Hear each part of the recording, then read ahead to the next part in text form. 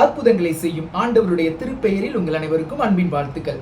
இன்னைக்கு ஆண்டவருடைய அற்புதம் அப்படிங்கிற தலைப்புல நம்ம பார்க்க போறது யோவான் நற்செய்தி அதிகாரம் 2 வசனம் 1 - 11 வரைக்கும் நம்ம எல்லாருக்குமே ரொம்ப தெரிஞ்சதுதான். கலிலேயாவில் இருக்கக்கூடிய கானா ஊர்ல ஆண்டவர் செய்த முதலாவது அற்புதம். இந்த முதலாவது அற்புதத்துல இருந்து நாம தெரிஞ்சுக்கக்கூடிய ஒரு 3 முத்துக்களை நம்ம தெரிஞ்சுக்க போறோம். முதல் முத்து என்ன அப்படின்னா விசுவாசம். இரண்டாவது முத்து என்ன அப்படின்னா கீழ்ப்படிதல். மூன்றாவது முத்து என்ன அப்படின்னா மகிமைப்படுத்துதல். ஆமா, ஆண்டவருடைய அற்புதத்தை நம்ம பெற்றுக்கொள்ளணும்னா ஃபர்ஸ்ட் நம்ம விசுவாசிக்கணும். கிறிஸ்துவத்தோட அடிப்படையே விசுவாசம். அதே தான் எபிரேயர் நிருபம் 11:6 கூட நம்ம பார்க்கிறோம். விசுவாசம் இல்லாமல் கடவுளுக்கு பிரியமா இருப்பது கூடாத காரியம். அதே இது எபிரேயர் 11:1 பாத்தீங்கன்னா விசுவாசமானது நம்பப்படுகிறவர்களின் உறுதி.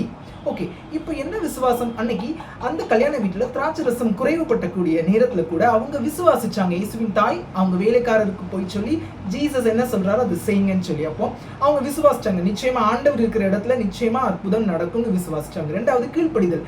ஆண்டவர் அந்த வேலைக்காரர்கிட்ட போய் அந்த கச்சாடிகளை தண்ணீர் நிரப்புங்க அப்படின்னு அழகா சொல்றாரு இல்லையா? அப்போ அவங்க அதே போல எதிர்பேச்சு எதுவும் கேட்காம அப்படியே அதை கீழ்ப்படுகிறாங்க ஆண்டவருடைய வார்த்தைக்கு. நாமளும் நம்முடைய வாழ்க்கையில அற்புதங்களை பெற்றுக்கொள்ளணும். ஆண்டவருக்கு எதிர்பேச்சு எதிர் கேள்வி கேட்காம நம்ம கீழ்ப்படியும் பொழுது அந்த அற்புதங்களை பெற்றுக்கொள்ள முடியும். முடிவு என்ன? அந்த தண்ணீர் திராட்சை ரசமாக மாறியது. அது மட்டும் இல்லாம அந்த கல்யாண விருந்துக்கு வந்த அநேகருடைய உள்ளம் மகிழ்ச்சி அடைந்தது. ஏன்னா இப்படி ஒரு ரசத்தை ஏன் இவ்வளவு நேரம் வச்சிருந்தீங்கன்னு கேட்கக்கூடிய அளவுக்கு ஒரு புதுமை அங்க நடந்தது. மூணாவது, எல்லாம் நடந்ததுக்கு அப்புறமா அந்த சீடர்கள் இத குறித்து அந்த கடைசி வசனத்துல பாத்தீங்கன்னா அவருடைய சீடர்கள் அவரிடத்தில் விசுவாசம் வைத்தார்கள்.